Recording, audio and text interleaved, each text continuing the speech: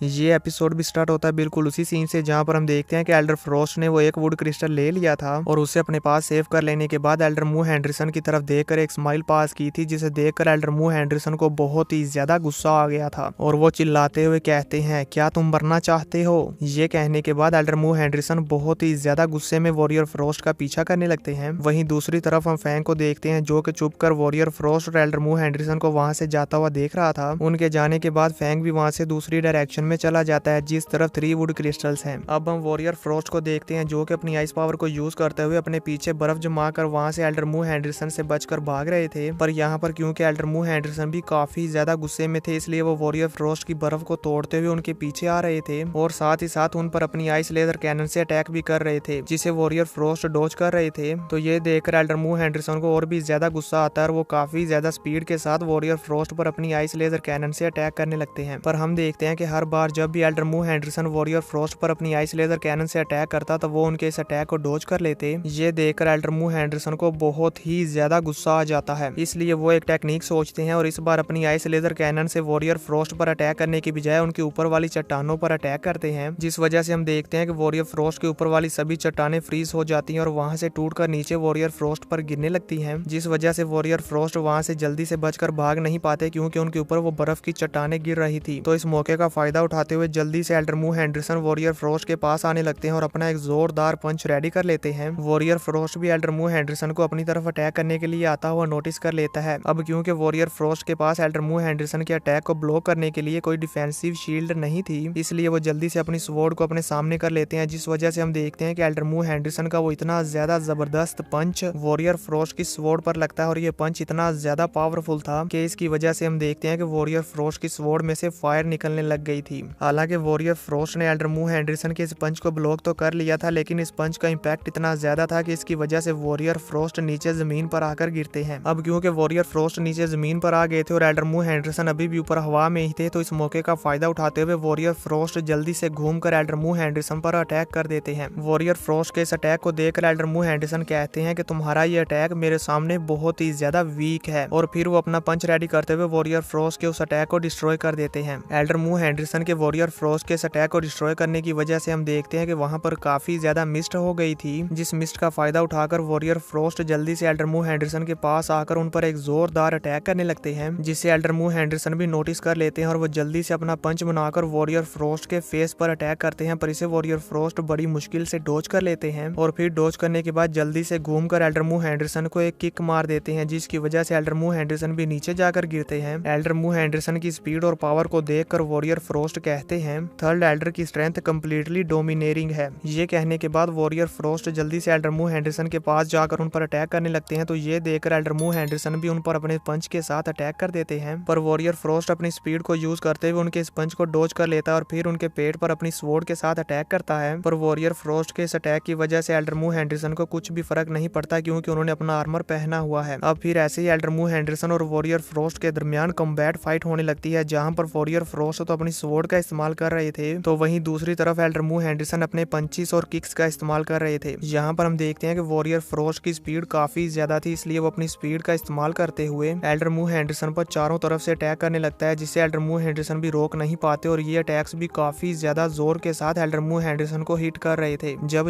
Warrior Frost का attack Elder मू Henderson के आर्मर पर लग रहा था, तो आप सब लोग स्क्रीन पर देख ही रहे हैं कि उसमें से कैसे फायर निकल रही थी, यानी कि इससे हमें ये मालूम हो जाता है कि वॉरियर फ्रॉस्ट अपनी फुल स्ट्रेंथ के साथ एल्डर मू हेंडरसन पर अटैक कर रहे थे, जिसकी वजह से एल्डर मू हेंडरसन भी अपने आप को संभाल नहीं पा रहे थे और लगातार वॉरियर फ्रॉस्ट उन पर अटैक करते ही जा रहे थे। अब कुछ देर यूं ही एल्डर मू हेंडरसन पर अटैक करने के बाद वॉरियर फ्रॉस्ट अपना फाइनल अटैक उन पर करने के लिए जा ही रहे थे कि तभी एल्डर मू हेंडरसन गुस्से में अपनी फुल आइस पावर को रिलीज कर देते हैं, जिसे देखकर वॉरियर फ्रॉस्ट भी काफी शॉक हो जाते हैं और बहुत ही ज्यादा घबरा जाते हैं। ये देखकर एल्डर मू हेंडरसन जल्दी से अपना एक पंच वॉरियर फ्रॉस्ट के ऊपर दे मारते हैं और ये पंच वॉरियर फ्रॉस्ट को डायरेक्ट हिट करता है, जिसकी वजह से वॉरियर फ्रॉस्ट वहां से फ्लाई करते हुए दूर जाने लगते हैं, पर तभी एल्डर मू हेंडरसन उनके पाँव को पकड़ लेते हैं और उनके पाँव को पकड़ने के बाद उन्हें जमीन में पटक के मारते हैं, फिर उन्हें चट्टान में पटक के मारते हैं और यूं ही पटक पटक कर दूर पटक देते हैं। सिर्फ इतना ही नहीं, फिर वो गुस्से में अपनी स्पीड का इस्तेमाल करते हुए उनके पीछे चले जाते हैं और ऊपर हवा में ही उन्हें मारने लगते हैं। अब यहाँ पर एल्डर मू हेंडरसन भी अपना पूरा गुस्सा निकाल रहे थे और वो वॉरियर फ्रॉस्ट पर बार बार हिट कर रहे थे, बिल्कुल वैसे ही जैसे कि वॉरियर फ्रॉस्ट पहले एल्डर मू हेंडरसन के साथ कर रहे थे। एल्डर मू हेंडरसन के बार बार यूं अटैक करने की वजह से हम देखते हैं कि वॉरियर फ्रॉस्ट भी अपने आप को संभाल नहीं पा रहे थे। अब एल्डर मू हेंडरसन वॉरियर फ्रॉस्ट को अच्छे से पीटने के बाद उन्हें एक जोरदार पंच मारकर नीचे जमीन पर गिरा देते हैं और कहते हैं तुम्हारी आइस को फ्रीज और मैनिपुलेट करने की एबिलिटी मेरे कंपैरिजन में कुछ भी नहीं है, बल्कि दूसरे अल्फाज में बोलूं तो ये तुम्हारी एबिलिटी मेरी एबिलिटी का बदतरीन वर्जन है।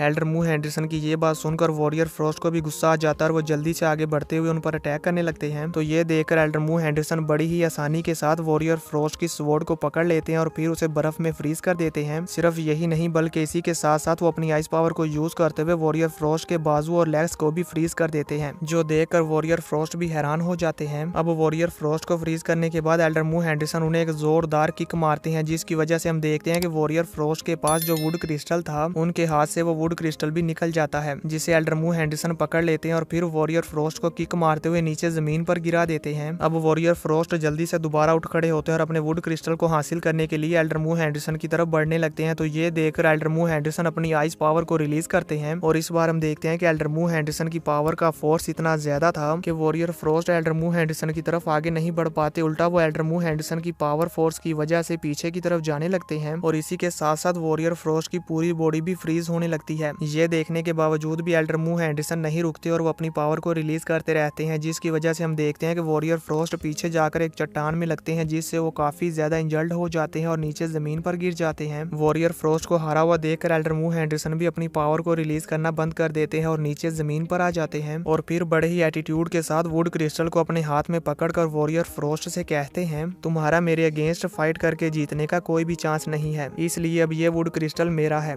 ये कहने के बाद एल्डर मू हेंडरसन वॉरियर फ्रॉस्ट को वहीं पर छोड़कर जाने लगते हैं। तभी वॉरियर फ्रॉस्ट उन्हें पीछे से आवाज देकर कहते हैं इस डायरेक्शन में इस एक वुड क्रिस्टल के अलावा 3 और वुड क्रिस्टल्स भी हैं। मैंने अपनी डिटेक्शन की पावर को यूज करते हुए उन 3 वुड क्रिस्टल्स की लोकेशन के बारे में मालूम कर लिया था, इसीलिए मैं तुम्हें इस एक वुड क्रिस्टल के लालच में उन 3 वुड क्रिस्टल से बहुत ज्यादा दूर ले आया हूँ और अब जब तक तुम वहां पर पहुंचोगे तब तक तो लुओ फैंग ने उन तीनों वुड क्रिस्टल्स को वहां से बहुत पहले ही ले लिया होगा। वॉरियर फ्रॉस्ट की ये बात सुनकर एल्डर मू हेंडरसन को भी गुस्सा आ जाता है और वो अपने पंच को रेडी करते हुए कहते हैं तुम मुझे जानबूझकर लालच देकर उन 3 वुड क्रिस्टल से इतनी ज्यादा दूर ले आए हो, कोई बात नहीं, पर तुम भी भूलो मत मेरे बाकी अमेरिकन वॉरियर्स अभी भी वहां पर ही हैं, वो उन वुड क्रिस्टल्स को ले लेंगे। अब क्योंकि तुमने मुझे अपना सारा प्लान बता दिया है, इसलिए मैं पहले तुम्हें डिस्ट्रॉय करूंगा और फिर मैं वापस जाकर उस लुओ फैंग से अपना बदला लूंगा और फिर उसे खत्म कर दूंगा। एल्डर मू हेंडरसन की ये बात सुनकर वॉरियर फ्रॉस्ट कहते हैं क्या आपको लगता है कि आपके वो वॉरियर्स लुओ फैंग का सामना कर पाएंगे? इवन के लुओ फैंग तो आपसे भी नहीं डरता, जो कि स्टार ट्रैवलर के 3rd लेवल पर है, तो फिर आपने ये कैसे सोच लिया कि वो ऑर्डिनरी एल्डर्स लुओ फैंग के ओपोनेंट हो सकते हैं? वॉरियर फ्रॉस्ट की ये बात सुनकर एल्डर मू हेंडरसन इवल्स की तरह हंसने लगते हैं और फिर कहते हैं